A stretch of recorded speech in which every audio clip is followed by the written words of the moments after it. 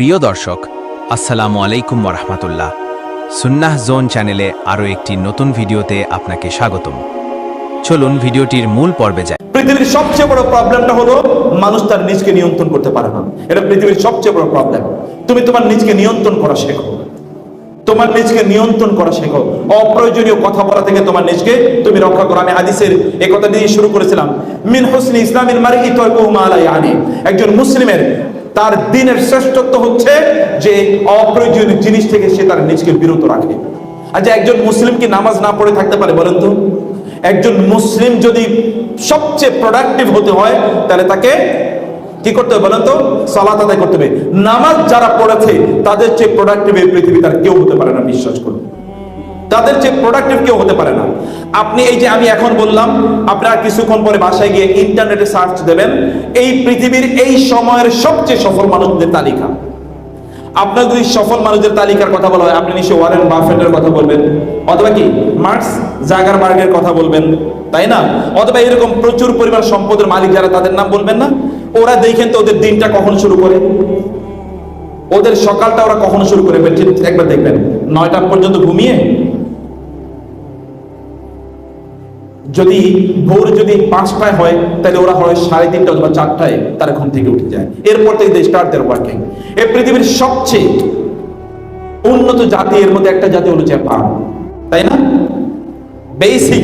Basically যারা পৃথিবীর সবচেয়ে উন্নত, এই পূর্বে এইদিকে আর ওইদিকে পশ্চিমে আমেরিকা। আমার আজকেও আমি আসার সময় কথা বলে আসছিলাম, আমি কিছু ক্লাস নিয়ে, যে ক্লাসগুলো ধরেন বাংলাদেশের টাইম এটা হয় 4টার দিকে, রাত 4টার দিকে, মানে বিকাল 4টার দিকে। আমেরিকার কোন কোন জায়গায় তখন সময় হয় ভোর 3টা, কোথাও কোথাও 4টা, কোথাও কোথাও 5টা, যেহেতু 10 ঘন্টা 11 ঘন্টা 12 ঘন্টা 13 ঘন্টা 14 ঘন্টা এরকম ডিফারেন্স আছে, মাইনাসে কখনো কখনো এইরকম হয়। এই লোকগুলো সেখানে জেগে তারা ক্লাস করে। ওরা ঘুমা হচ্ছে আর্লি, ঘুম থেকে উঠে কখন? আর্লি। আপনার ছোটবেলায় মুখস্থ করেছেন না, early to bed and early to rise makes a man healthy, wealthy and wise. এই আর্লি এর কথা কে শিখেছে আমাদেরকে বলেন তো? মুহাম্মাদুর রাসূলুল্লাহ সাল্লাল্লাহু আলাইহি ওয়াসাল্লামের জীবনের ঘটনা আপনারা এরকম অনেক জানেন। আগামীকাল সকালে সবার আগে এই কাবাতে যিনি প্রবেশ করবেন তিনি আমাদের মধ্যে সমাধান করে দেবেন, এরকম একটা ঘটনা ঘটেছিল না? ওই হাজারে আসওয়াদ, কালো পাথর কে রাখবে এটা নিয়ে, সেখানে সর্বপ্রথম ওই মসজিদের প্রেমিজে কে ঢুকেছিলেন? মুহাম্মাদুর রাসূলুল্লাহ সাল্লাল্লাহু আলাইহি ওয়াসাল্লাম। ভোর হওয়ার আগে আমাদের একটা আজান দেওয়া হয়, নামাজের আজান। এই নামাজের নাম কি? ফজরের নামাজ। ফজর কি সূর্য ওঠার পরে নাকি সূর্য ওঠার আগে? মুসলমানদেরকে বাধ্যতামূলকভাবে ডাইনামিক হওয়া লাগে না? মুসলমানকে বাধ্যতামূলকভাবে তাকে কি হতে হয়? ডাইনামিক হওয়া লাগে, তাকে প্রচন্ড স্মার্ট হওয়া লাগে। তা তো ভোরের বেলা ঘুম থেকে, তাকে তো ভোরে ঘুমানোর সুযোগই নেই তার, কারণ তার ফজরের নামাজ আছে তার। সে ভোরে কিভাবে ঘুমায়? ভোরের অনেক আগে তাকে উঠা লাগে। সে আগে কখন জানেন? সালাতুত তাহাজ্জুদ আদায় করার জন্য। এখানে আপনারা সালাতুত তাহাজ্জুদ আদায় করেন এরকম লোক আছেন না আপনারা? আমার ছোট ছোট মা বোনের মেয়েরা এখানে আছো, তোমরা এখানে ছোট ছোট বাবারা তোমরা আছো, তোমরা কি তাহাজ্জুদের নামাজের জন্য কখনো উঠেছো? যদি না উঠে থাকো, আমি তোমাদেরকে আজকে বলবো, প্লিজ তাহাজ্জুদের নামাজ একবার উঠে নেন। পৃথিবীতে এর চেয়ে প্রশান্তি কোথাও নাই, কোথাও নাই, এর চেয়ে প্রশান্তি কোথাও নাই। তুমি একবার উঠেই দেখো আল্লাহ সুবহানাহু ওয়া তাআলা কি ডায়নামিক তোমার জীবনটাকে করে দেবেন। এই সফল লোকগুলোর জীবন কেবল পড়লেই চলবে না, তুমি রাতের বেলা জাগ্রত থাকবে আর দিনের বেলা তুমি ঘুমাবে। তুমি সফল হবে আর তুমি স্মার্ট হবে, এটা কখনোই হবে না। তোমাকে সত্যিকার অর্থে আল্লাহ তাআলা রাত কেন দিয়েছেন বলো তো? আল্লাহ রাত কেন দিয়েছেন? ঘুমানোর জন্য নাকি কাজ করার জন্য? দিন কেন দিয়েছেন? আল্লাহ সুবহানাহু ওয়া তাআলা কি আমাদের চেয়ে কম বোঝেন কখন ঘুমানো দরকার, কখন কাজ করা দরকার? আল্লাহ সুবহানাহু ওয়া তাআলা জানেন। আমি এই জন্য তোমাদেরকে বলবো, তোমরা যদি জীবনে সফল হতে চাও তাহলে তোমাদের রাতের একটা অংশ আল্লাহর জন্য নির্ধারণ করে দাও, একটা অংশ। এবং সেটা গভীর রাত, সেটা ভোর রাত। ফজর তো পড়বেই জামাতে ইনশাআল্লাহ, কিন্তু তার আগে তোমরা ঘুম থেকে উঠবে এবং উঠে তোমরা জামাতে সালাত আদায় করবে। এবং দিনের যে শুরুটা, তোমরা ছোটবেলায় পড়ে এসছো না যে early birds catches the, early bird catches the, এটা তোমরা পড়েছো, ক্যাচেস দ্য ওয়ার্ম। অর্থাৎ যেই পাখি সকালে ঘুম থেকে উঠে ও কি পায়? ও আসলে পোকামাকড় অথবা খাবার পায়, যে পরে ঘুম থেকে উঠে তো পায় না। এটা তোমরা ছোটবেলা, এটা তোমরা হিসেবে প্রবাদ বাক্য হিসেবে পড়েছো। Morning shows the day. How do you start your morning will ultimately make your day.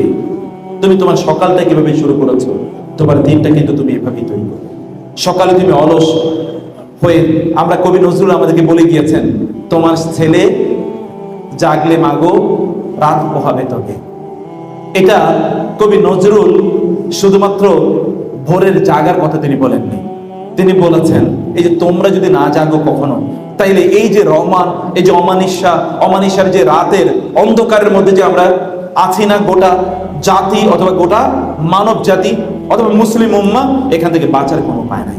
তোমাদেরকে অবশ্যই তা করা দরকার।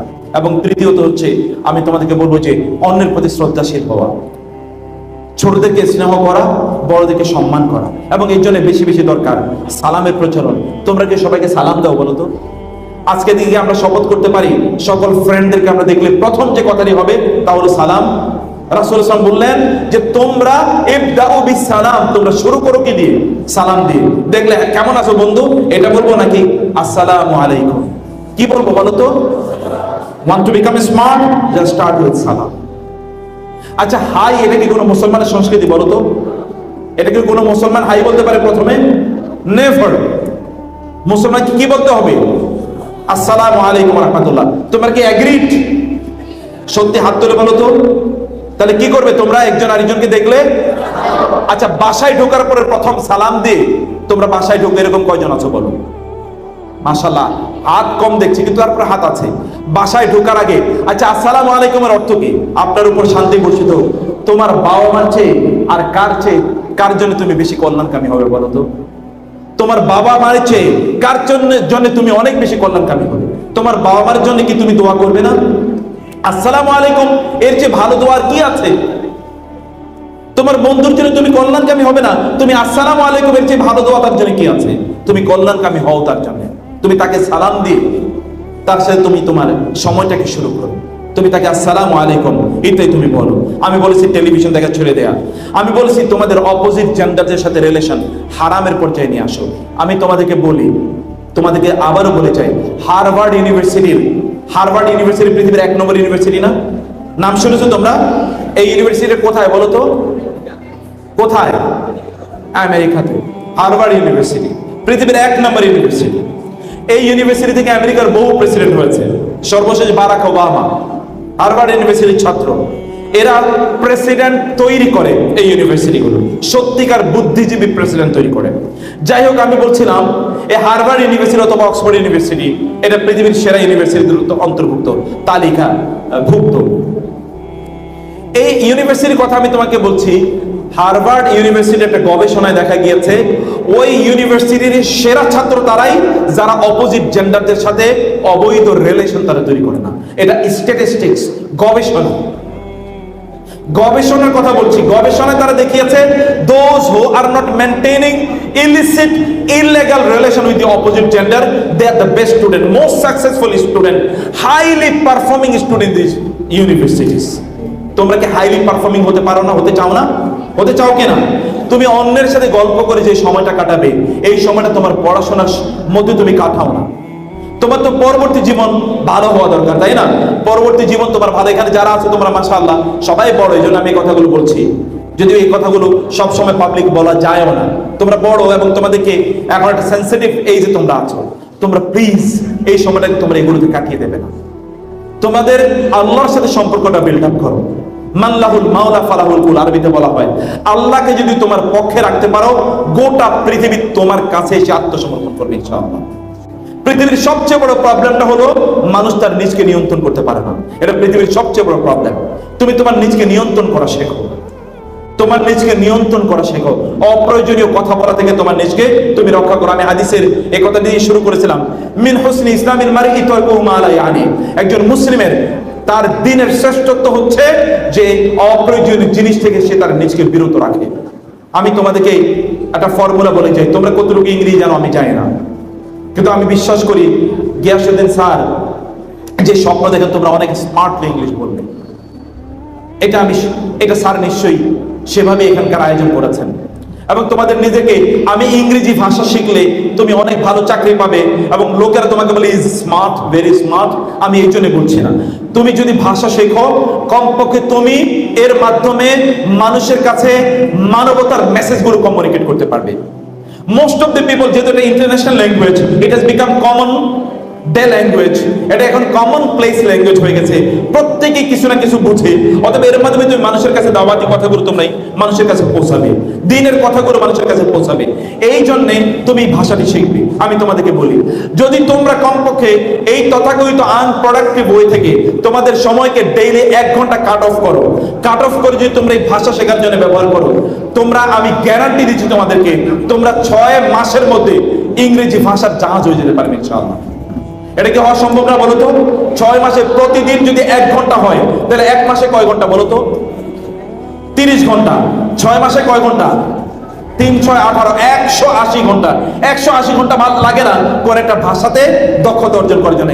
You never need 180 hours in order to become excellent in any language. It is English, or it is French, or it is Japanese, or it is Bangla, or it is Arabic. কোন ভাষা শেখার জন্য 180 hours rigorous এটা লাগে না, কিন্তু এটা তুমি করতে পারো। তোমাদের সময়গুলোকে তোমরা কাট অফ করে এই জায়গাগুলো তোমরা মেনটেন করবে। সবকিছুর উপর তোমরা আল্লাহকে প্রাধান্য দাও। সবকিছুর উপর কে প্রাধান্য দেবে বলো তো? তোমরা কাকে প্রাধান্য দেওয়া দরকার? আল্লাহকে প্রাধান্য দাও। আল্লাহকে যদি তুমি প্রাধান্য দাও, তাহলে আল্লাহ সুবহানাহু ওয়া তাআলা তোমাকে প্রাধান্য দেবেন। রাসূলুল্লাহ সাল্লাল্লাহু আলাইহি ওয়াসাল্লাম, আমিরে মুআবিয়া থেকে বর্ণিত হাদিসটি রাদিয়াল্লাহু তাআলা আনহু, তিনি মুসলিমের বর্ণনা, সহিহ মুসলিমের বর্ণনা। আমির মুআবিয়া রাদিয়াল্লাহু, তিনি মসজিদে ঢুকলেন, দেখলেন একদল লোক সেখানে বসে আছেন। তিনি তাদেরকে বললেন যে তোমরা কেন এখানে বসে আছো? তারা বললেন, জালাসনা নাযকুরুল্লাহ, আমরা এখানে বসে আছি, we are discussing, remembering Allah, we are discussing the verses of Allah সুবহানাহু ওয়া তাআলা। আমরা আল্লাহ সুবহানাহু ওয়া তাআলার কথা এখানে বলছি। তখন তিনি তাদেরকে বললেন, আমি আল্লাহর কসম করে তোমাদেরকে জিজ্ঞেস করছি, মা আজলাসাকুম ইল্লা যালিক, এইটা ছাড়া অন্য কোনো উদ্দেশ্যে তোমরা এখানে বসোনি? তারা বলল, না, অন্য কোনো উদ্দেশ্যে বসেনি। তিনি বলেন, আমি তোমাদেরকে এই কথা তুহমাতাল লাকুম, তোমাদের বিরুদ্ধে কোনো অভিযোগ অপবাদ দেওয়ার জন্য আমি তোমাদেরকে এটা প্রশ্ন করিনি, বরং আমি শুনেছি রাসূলুল্লাহ সাল্লাল্লাহু আলাইহি ওয়াসাল্লাম তিনি মসজিদে ঢুকেছিলেন, তিনিও দেখলেন একটা এরকম একটা জটলা এখানে বসে আছেন, তিনিও আমি তোমাদেরকে যেরকম প্রশ্ন করেছি তিনি তাদেরকে এরকম প্রশ্ন করেছেন, তোমরা কেন বসে আছো? তারা বলেন, আমরা এখানে আল্লাহর স্মরণের জন্য বসে আছি, আল্লাহ সম্পর্কে এখানে আমরা আলোচনা করছি। তিনি বলেন, তোমাদেরকে আমি আল্লাহর কসম করে বলছি, এছাড়া আর কোনো কারণে তোমরা বসোনি? তা বলে, না, অন্য কোনো কারণে আমরা এখানে বসিনি, কারণ আল্লাহর জন্য বসেছি। তিনি বলেন, আমি তোমাদেরকে তোমাদের বিরুদ্ধে অপবাদ দেওয়ার জন্য, অভিযোগের জন্য আমি এটি জিজ্ঞেস করিনি। জিবরিল আমার কাছে কিছুক্ষণ আগে আসলো এবং এসে আমাকে বলল, আল্লাহ সুবহানাহু ওয়া তাআলা ফেরেশতাদের সাথে তোমাদেরকে নিয়ে গর্ব করছেন। এটা মুসলিমের হাদিস, সহিহ মুসলিমের হাদিস। আল্লাহ ফেরেশতাদের সাথে তোমাদেরকে নিয়ে গর্ব করছেন। ইন্নাল্লাহু ইউবাহি বিকুমাল মালাইকা, আল্লাহ তোমাদেরকে নিয়ে গর্ব করছেন। তোমরা কি তোমাদের নিজেকে এই জায়গায় নিয়ে যেতে পারো না? যা এই জায়গায় নিয়ে যেতে পারো না? তোমরা বলো তো, পারো কিনা? পারো। তাহলে করতে হবে, তোমাদেরকে কি করতে হবে? আল্লাহর জন্য তোমাদের কিছু সময় বরাদ্দ করে রাখতে হবে। আল্লাহ সুবহানাহুর জন্য কিছু সময় বরাদ্দ করে রাখা। বাবা মার সাথে সম্পর্ক কেমন তোমাদের? সবাই যাদের সম্পর্ক খুবই ভালো তারা হাত তুলে দেখি, মাশাআল্লাহ, আলহামদুলিল্লাহ, প্রাণ জুড়িয়ে গেল। রাসূলুল্লাহ সাল্লাল্লাহু আলাইহি ওয়াসাল্লাম বলেছেন, কেউ যদি চায় তার রিজিকের মধ্যে বারাকা হোক, তার হায়াতের মধ্যে বারাকা হোক, তাইলে সেই জন্য আত্মীয়তার সাথে আত্মীয়দের সাথে সম্পর্ক ভালো রাখে। পিতা মাতার চেয়ে পরম আত্মীয় কে আছে এই পৃথিবীতে? পিতা মাতার চেয়ে পরম আত্মীয় এই পৃথিবীতে আর কে আছে? পিতা মাতার সাথে সম্পর্ক ভালো রাখলে আল্লাহ সুবহানাহু ওয়া তাআলা তোমার হায়াতের মধ্যে বারাকা দেবেন এবং তোমার রিজিকের মধ্যে আল্লাহ তাআলা বারাকা দেবেন। এটা রাসূল সাল্লাল্লাহু আলাইহি ওয়াসাল্লাম বলেছেন সহিহ হাদিস। অতএব তোমাদের এই কাজটি করা দরকার, তাদের সাথে সম্পর্ক বাড়ানো। এবং সর্বশেষ যেটা তোমাদেরকে বলবো তা হলো যে তোমরা কোরআন তেলাওয়াত করো। কোরআন তেলাওয়াত করতে পারো না এরকম কেউ আছো এখানে? কোরআন তেলাওয়াত করতে পারো না? আমি তো ওকে দেখে মুগ্ধ হয়েছি তার তেলাওয়াত শুনে। আমার বিশ্বাস সবাই এরকম সুন্দর করে তেলাওয়াত করতে পারে। এরকম তেলাওয়াত করতে পারা উচিত না আমাদের সবার? ইনশাআল্লাহ সুন্দর করে কোরআন তেলাওয়াত করো। তুমি যদি আল্লাহর সাথে কথা বলতে চাও তাহলে নামাজে দাঁড়িয়ে যাও। আর তুমি যদি চাও যে আল্লাহ তোমার সাথে কথা বলুক, তাহলে কি করবে বলো? তাহলে কি করবে? কোরআন তেলাওয়াত করবে। যদি তুমি চাও আল্লাহ তোমার সাথে কথা বলুক, তাহলে তোমার কাজ কি? তাহলে কোরআন তেলাওয়াত করা, তোমরা এই কাজগুলো করবে। আমি 5 মিনিটের মধ্যে বাকি কয়েকটা প্রেসক্রিপশন দিয়ে তোমাদেরকে আমি শেষ করতে চাই। তাহলে যে সোশ্যাল মিডিয়া, এই সময়ের সবচেয়ে বড় ভাইরাসের নাম হলো সোশ্যাল মিডিয়া। ভাইরাস বুঝো তো, এই ভাইরাস করোনা ভাইরাসের চেয়ে মোর ডিস্ট্রাকটিভ, মোর ডিস্ট্রাকটিভ। এই ভাইরাসের নাম কি? Social media. এটার নাম যারা সোশ্যাল মিডিয়া দিয়েছে নিশ্চয়ই তারা একটা জায়গায় ভুল করেছে। এটার নাম পুরোটাই হলো আনসোশ্যাল মিডিয়া। এটার নাম কি? Unsocial media. এই মিডিয়া মানুষকে প্রচন্ড ভাবে সোসাইটি থেকে কাট অফ করে দেয়, প্রচন্ড ভাবে সোসাইটি থেকে কাট অফ করে দেয়। আগে তোমার বাবাকে জিজ্ঞেস করে দেখো, তোমার বাবা তোমার আত্মীয় স্বজনের সবাইকে চিনতেন এবং নাম জানতেন, তাদের প্রত্যেকের সাথে তার সাক্ষাৎ হতো, এবং তোমার বাবার বিপদ হলে তোমার দাদার বিপদ হলে কমপক্ষে 10টা লোক এগিয়ে আসতো দৌড়ে। গতকালও তোমরা দেখেছো যে ফ্লাইওভারের শার্টার পড়ে মানুষ মারা গিয়েছে না? ওই লোকগুলোকে উদ্ধার করার চেয়ে সেখানে ছবি তুলে সোশ্যাল মিডিয়াতে দেওয়ার প্রতিযোগিতা ছিল অনেক বেশি। কিছুদিন আগে বাংলাদেশে এরকম একটা ছবি ভাইরাল হয়েছিল। একটা মেয়ে, একজন নারী, তিনি যাচ্ছিলেন, তাকে ছিনতাই করছে। ওই নারীকে বাঁচানোর পরিবর্তে ওইখানে কয়েকশো লোক তারা কেবলমাত্র ওটা ভিডিও ধারণ করছে। একটাই প্রতিযোগিতা, কে এটাকে ধারণ করে কত দ্রুত সোশ্যাল মিডিয়াতে আপলোড করে দেবে। এটা কি কোনো সুস্থতা নাকি অসুস্থতা বলো তো?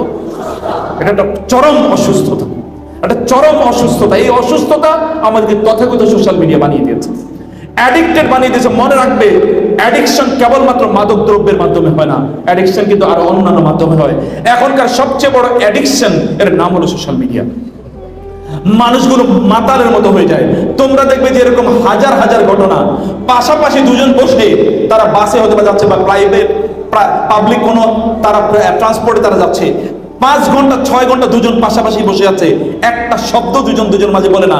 এটা কোনো অসুস্থ সমাজের চিত্র হতে পারে, কোনো সুস্থ সমাজের চিত্র এটা হতে পারে না। এটা কোনো সুস্থ সমাজের চিত্র হতে পারে না। এটাই হচ্ছে। এবং এভাবে আমরা আমাদের সময়গুলোকে ধ্বংস করে দিচ্ছি। তোমার হাজার ভার্চুয়াল ফ্রেন্ড আছে, কিন্তু তোমার অ্যাকচুয়াল ফ্রেন্ড একজনও নাই। এটা কেমন জীবন? এটা কেমন জীবন? অথচ তোমাকে তো উত্তম বন্ধু গ্রহণ করা তোমার জন্য এটা তোমার এই পৃথিবীর শ্রেষ্ঠতম কাজ ছিল। ওমর রাদিয়াল্লাহু আনহু একটা বর্ণনা আছে, তিনি বলছেন এই যদি না থাকতো, আমার যদি আমার যদি ভাই এমন গভীর বন্ধুত্বওয়ালা বন্ধুরা না থাকতো, ভাইয়েরা না থাকতো, তাহলে এই পৃথিবীতে আমার বেঁচে থাকার স্বাদ থাকতো না। তো তোমার এরকম কয়জন বন্ধু আছে যারা অ্যাকচুয়াল ফ্রেন্ড, তোমার বিপদে ওরা সত্যি করতে এগিয়ে যাবে? সব ভার্চুয়াল ফ্রেন্ড, এদের কারোই খবর নাই। এটা এমন একটা সমাজ, অথবা এটা একটা বিশাল বড় একটা অ্যাডিকশন আমাদের জন্য তৈরি করছে। এই অ্যাডিকশন থেকে বাঁচতে হবে তোমাদেরকে। এটা একটা ভয়ঙ্কর অ্যাডিকশন, এবং এটা একটা মরণ ফাঁদ তৈরি করেছে আমাদের জন্য। বাংলাদেশে কয়েকদিন পর্যন্ত দেখেছো না, প্রেমের টানে ওই দেশ থেকে এগিয়ে এসেছে। এটা কোনো মুসলমান সমাজের শব্দ হতে পারে? কোন মুসলমান সমাজে এরকম শব্দ কিভাবে উচ্চারিত হয়? সমাজ যদি পচে যায় তাইলে কেবলমাত্র এগুলো শব্দ উচ্চারিত হয়। আর মুসলিম তথাকথিত মুসলিম সাংবাদিকরা পর্যন্ত এগুলোকে ফলো করে প্রচার করে। আবার অনেকে এটাকে নিয়ে তারা এগুলো কিনে মজা তারা দেখে, এবং এগুলো অসুস্থ একটা সংস্কৃতি সমাজে তৈরি করে দিচ্ছে। কোত্থেকে এগুলো আসলো? এই তথাকথিত সোশ্যাল মিডিয়া পরিবারগুলোকে ধ্বংস করে দিচ্ছে। পরিবারগুলোকে বাংলাদেশের, তোমরা তো ছোট মানুষ, এখনো তোমরা অনেক কিছু জানো না। বাংলাদেশের পরিবারগুলো প্রায় বিধ্বস্ত অবস্থায় আছে এই সোশ্যাল মিডিয়া। বাংলাদেশের মতো একটা কনজারভেটিভ সোসাইটিতে সোশ্যাল মিডিয়া যদি এমন করতে পারে, তাহলে অন্য দেশগুলো যেখানে কোনো পারিবারিক কোনো বন্ধনই নাই, সেখানে কোনো ফ্যামিলি বন্ডিং নাই, ওই সমাজগুলোর অবস্থা কি বলো? সেগুলো আরো ধ্বংসের দ্বার প্রান্তে এগিয়ে গিয়েছে, সেগুলো ধ্বংসের দ্বার প্রান্তে চলে গেছে। এগুলোতে বাঁচার জন্য তোমাদেরকে সোশ্যাল মিডিয়া, এই আনসোশ্যাল মিডিয়া, এগুলো থেকে তোমাদেরকে দূরে থাকতে হবে। এই গোটা পৃথিবীকে অস্থির করে রাখছে এই তথাকথিত সোশ্যাল মিডিয়া। বিশ্বাস করো, গোটা পৃথিবীকে অস্থির করে রাখছে। এত মিথ্যাচার কেবলমাত্র সোশ্যাল মিডিয়ার মাধ্যমে ছড়ায়, কেবলমাত্র সোশ্যাল মিডিয়ার মাধ্যমে ছড়ায়। আচ্ছা, সোশ্যাল মিডিয়ার এত সংবাদ জেনে তোমার লাভ কি? তুমি তো তোমার নিজের ব্যাপারেই জানো না। সক্রেটিস নাকি বলেছে নো দাই সেলফ। এটা সক্রেটিস বলেছে না কে বলেছে আমার জানা দরকার নাই। আল্লাহ সুবহানাহু বলেছেন তুমি তোমার নিজের ব্যাপারে, অফি আনফুসিকুম, তোমার নিজের ব্যাপারে তুমি চিন্তা করো। আমার নিজের ব্যাপারে আমি কখনো চিন্তা করেছি? আল্লাহ সুবহানাহু ওয়া তাআলা বলেছেন ইয়া আইয়ুহাল ইনসান মা গাররাকা বিরাব্বিকাল কারীম আল্লাযী খালাকাকা ফাসাওয়াকা ফাআদালাক ফালইয়ানজুরিল ইনসানু মিম্মা খুলিক খুলিকা মিম্মাইন দাফিক ইয়াখরুজু মিন বাইনি সুলবি ওয়াত তারাইব। আল্লাহ তাআলা বলেছেন মানুষ তার নিজের সৃষ্টি সম্পর্কে চিন্তা করা দরকার, তাকে আমি কি থেকে সৃষ্টি করেছি।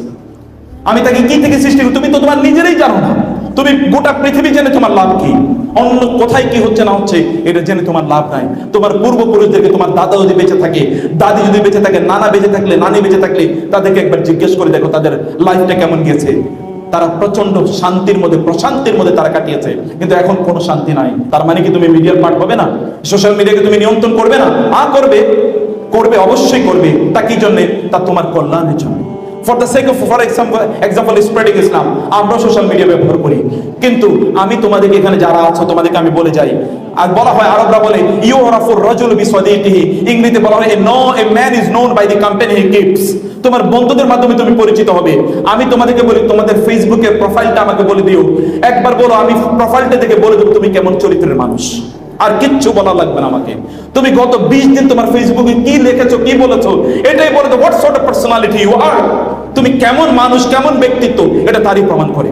উগ্রবাদীদের ফেসবুকে দেখবে উগ্র কথা বলছে, রাজনীতিবিদের ফেসবুকে গেলে তুমি রাজনীতি দেখবা, যে সিনেমা নাটক করে ওইখানে তার ওইটাই তুমি দেখতে পাবা, যে অশ্লীলতা করে ওর ফেসবুকে ওটাই প্রমোটেড হয়, আর যে দিনের কথা বলে তার ওইখানে কেবল দিনের কথা, কেবল কোরআনের কথা বা হাদিসের কথা। অর্থাৎ তার ফেসবুকটা তার চরিত্র কিনা বলো তো? তার ফেসবুকটা তার ফেস, বুক না থাকলেও ফেস আছে। এখনকার ছাত্রদের মধ্যে একটাই আছে, ওরা বুক হারিয়ে ফেলছে, এখন শুধুমাত্র ফেসবুক নিয়ে আসে, নাই এরকম? এখন বই বাদ, এখন শুধু ফেসবুক, বুক একটাই, তাহলে ফেসবুক। এটা না লাগে কোনো টেবিল, না লাগে কি কোনো কলম, কেবল একটা স্মার্টফোন থাকলেই চলে, আর কিচ্ছু লাগে না। এইরকম ফেসবুক তোমাদের দরকার নাই। মেক ইউর ফেস রিয়েল বুক। তোমার ফেসটাকে সত্যিকার তো তোমরা বই বানাও। ফেসবুক ব্যবহার করার আগে তোমার নিয়তটা ঠিক করো। আল্লাহর কসম করে বলছে, নিয়ত যদি তুমি ঠিক না করো, এটা তোমার কোনো কাজে লাগবে না, না দুনিয়াতে না আখিরাতে, বরং আখিরাতে গিয়ে তোমার জন্য ডেঞ্জারাস হয়ে যাবে। কারণ আল্লাহ সুবহানাহু তোমাকে বেহুদা তৈরি করে না, এমনি কোনো কাজ নাই। তোমরা কি মনে করছো আন্নাকুম খালাকনাকুম আবাসান ওয়া আন্নাকুম ইলাইনা লা তুরজাউন, যে আমি তোমাদেরকে এমনি তৈরি করেছি আর তোমরা আমার কাছে ফিরে আসবে না? ফাতাআল্লাহুল মালিকুল হক লা ইলাহা ইল্লা হুয়া রাব্বুল আরশিল কারীম। আল্লাহ সুবহানাহু ওয়া তাআলা একটা বিশাল অবজেক্টিভ নিয়ে তোমাকে তৈরি করেছেন। তুমি কেন সোশ্যাল মিডিয়া ব্যবহার করো, কেন ইউটিউব ব্যবহার করো, কেন ফেসবুক ব্যবহার, হোয়াট ইজ ইউর ইন্টেনশন? তোমার নিয়ত কি? একজন মুসলিম তো নিয়ত ছাড়া কোনো কাজ করতে পারে না। তার প্রত্যেক ইন্নামা লিকুল্লি মা নাওয়া, তার নিয়ত দরকার প্রত্যেকটা কাজে রাখে। তোমার নিয়তটা কি? তোমার নিয়তটা ঠিক করে নাও। শোনো, একজন মুসলমান তার কিন্তু চোখকে নিয়ন্ত্রণ করা লাগে। তুমি যখন সোশ্যাল মিডিয়া স্ক্রল ডাউন করো, তখন এখানে কি অশ্লীল ছবি আসে না বলো তো? আসে কিনা অশ্লীল ছবি? আর রাসূল বলেছে ফাইন্না জিনাল আইনি আন নাসরু, তুমি চোখ দিয়েও তো জেনা করছো, তুমি তো বুঝতেই পারো না। ফেরেশতারা যে লিখে রাখছে তুমি জেনা করছো, তুমি বুঝতে পারো না। এটা জেনা, চোখের জেনা আছে এখানে। তুমি দেখছো তোমার ফেসবুকে তোমার ছবিগুলো আপলোড করছো, ফেসবুকে কিন্তু রাসূল বলেছেন মুসলিম হাদিস আল আইনু হাক্কুন, তোমার একটা চমৎকার ছবি তুমি সেখানে দিয়ে রাখলে, এই ছবি দেখে অন্য কেউ তোমাকে কি করতে পারে? তোমার চোখ লাগাতে পারে, এবং তুমি এর কারণে অসুস্থ হয়ে যেতে পারো। তুমি এর কারণে কি হতে পারো? অসুস্থ। অপ্রয়োজনে তোমার দরকার নাই তো। তুমি কোথাও আড্ডা দিতে গিয়েছো, বন্ধু বান্ধবরা ঘুরতে গিয়েছো, সব ফেসবুকে জানাইতে হবে? আল্লাহরে দুই একটা জানাও না প্লিজ।